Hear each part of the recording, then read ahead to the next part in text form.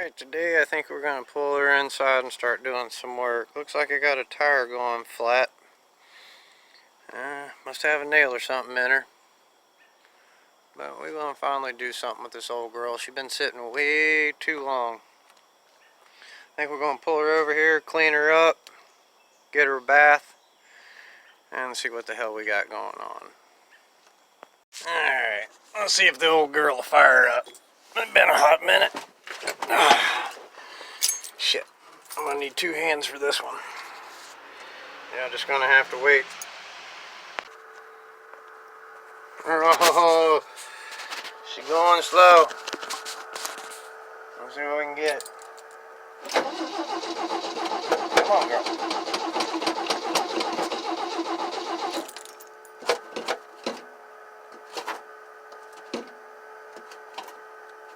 Gonna need some ether. Oh. Come on, Betty.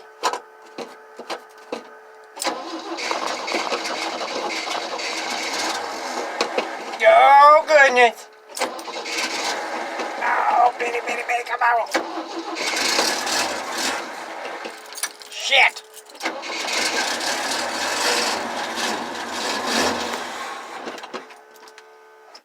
What the hell is going on with the ignition?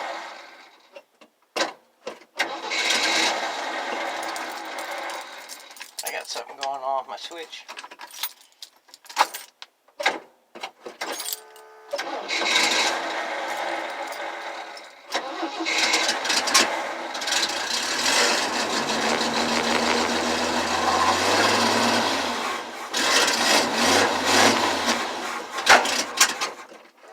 Oh, come on, really?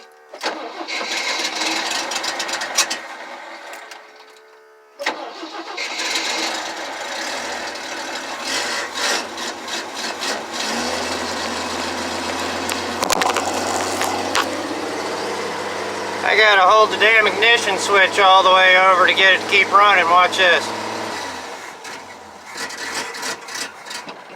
Damn it.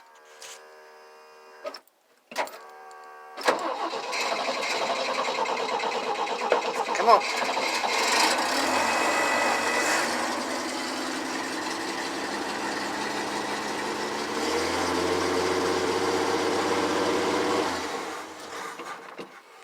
What the fuck? Alright, we're gonna walk around for a minute. We got a lot of shit to do on this old girl. First off, Flexolite fans, a little fucking relay. As you can see, I had to janker it up on the trail to keep going. I had one of the fans give up the ghost, so that's all gonna have to come out, be rewired. Those little solenoids, little temperature sensitive fucking solenoids, they're a goddamn pain in the ass. I think about the only way to go is with the painless wiring harnesses. The Warren winch, it's 10,000 pound Warren winch. Got to pull the guts out of the motor on it, resolder some shit in there. If you look at this thing, she's filthy. She a filthy girl. Well, that's going to be another project. She got a Weber carb on her. I ain't too happy with that one. I got a Hal fuel injection system sitting inside the shop there that came on it when I bought it.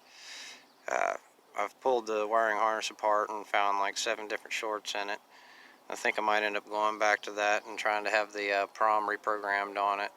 Then we go over here to the master cylinder and the fucking brake booster. What a fucking shit combo show this cocksucker is, let me tell you that. Gotta end up ordering in the specialized 9-inch or 8-inch unit.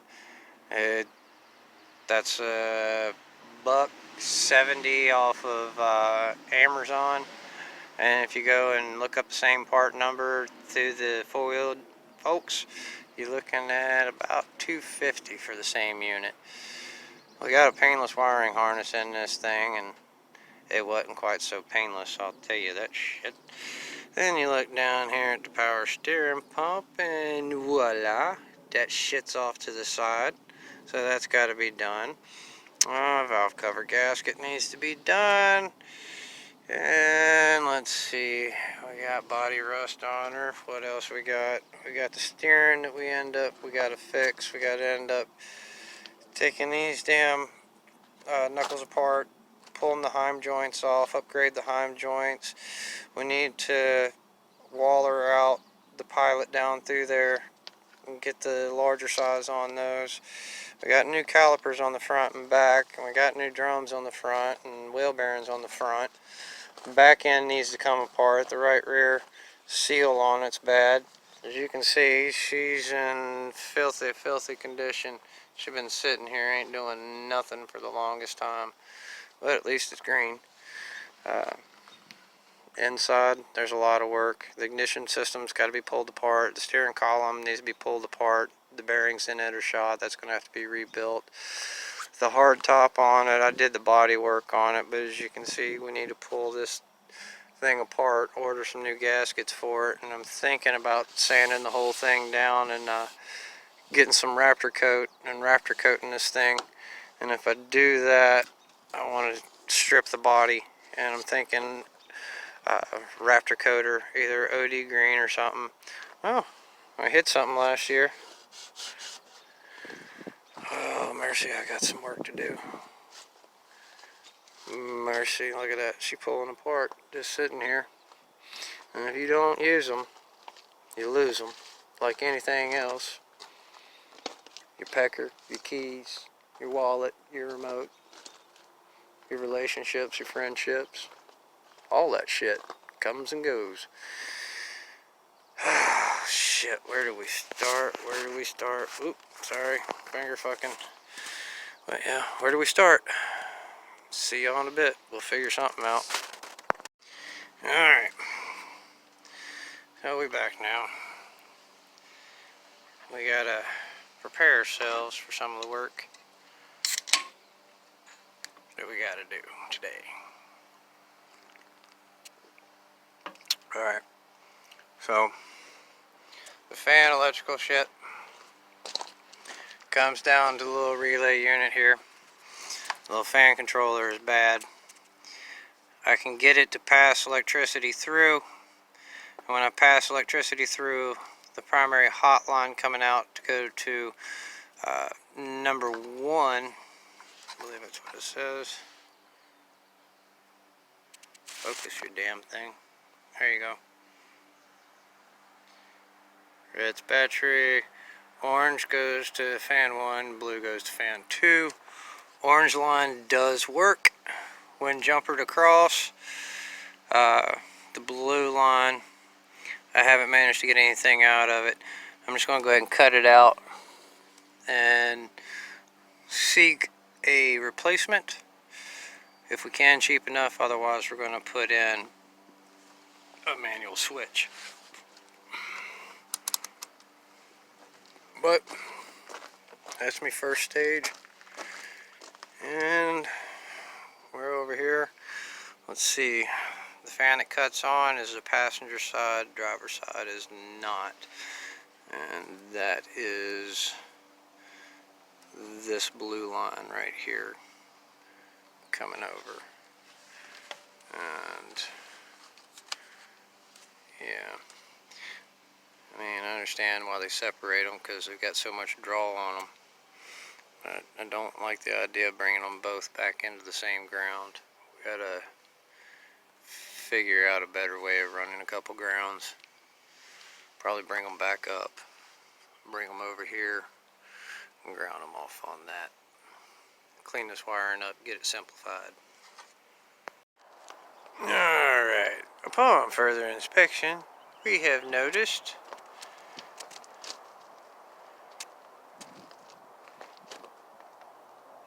that we are no longer square. Our engine has moved. Wheel, we get up underneath, we start moving the transmission mount and let loosen up the motor mount. And what do we run into? We got this here transmission mount button into there. However, we do have a set hole that we could manipulate and use. But I don't know if you can see up underneath there or not. We'll be able to manipulate and use. But preferably, we're just going to have to buy some square stock and make our own transmission and transfer case mount coming across, and use those two front, or use that front mount. Now, this here is a double cardian out of a main, oh shit, sorry, double cardian drive shaft out of a Jeep Cherokee, Grand Cherokee. As long as it's got a 231 transfer case, you take the front front drive shafts out of those. The yoke out of the 231 fits directly into the Dana 300 transfer case. You can use this front or rear. Spline counts match. Shaft diameter matches. Seal, everything matches. This, like I said, is off of a Jeep Cherokee. This one I did not need to shorten.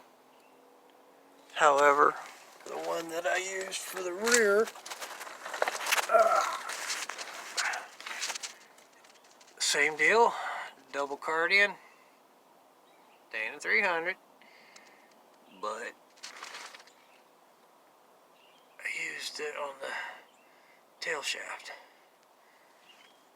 I got rid of a lot of my driveline angle off of it. I got that Dana 44 rear end, which I ended up going ahead and wallering through. We need to take a grinder and flatten them out and get some new straps.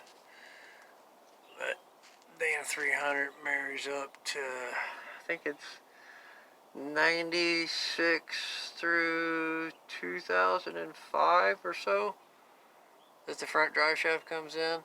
Just look for a Dana 231 transfer case. Once you find it, the yoke has to come out of the front of the 231, and it adapts to either one. It fits just fine.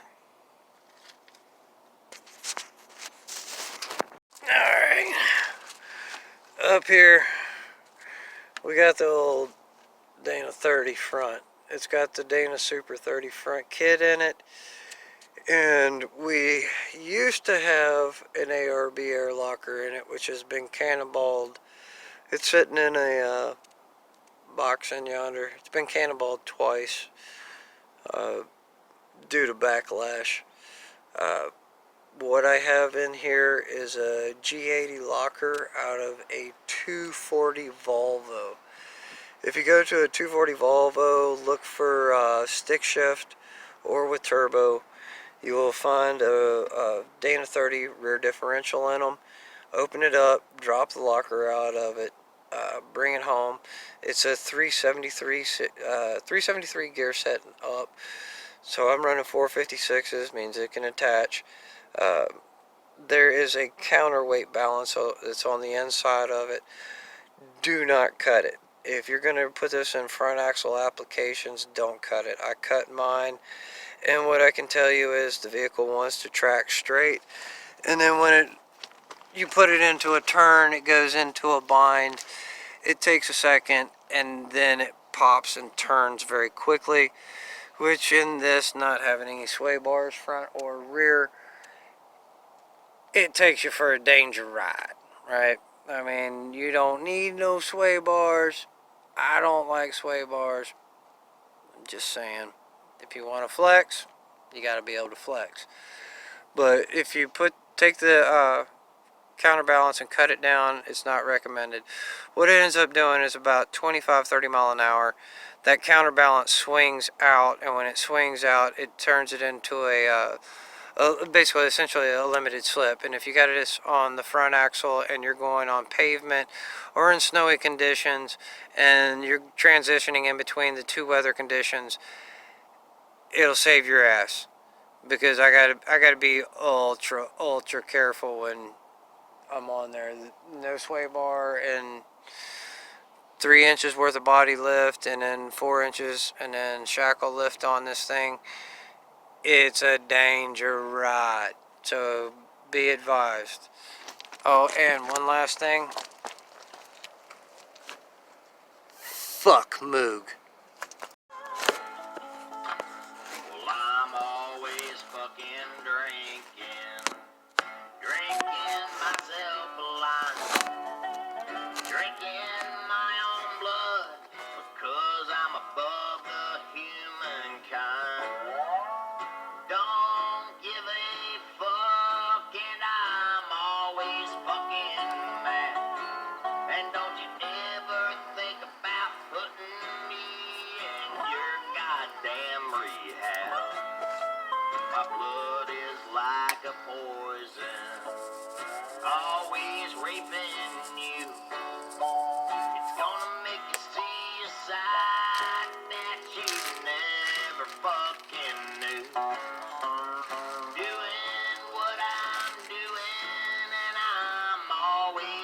broken heart.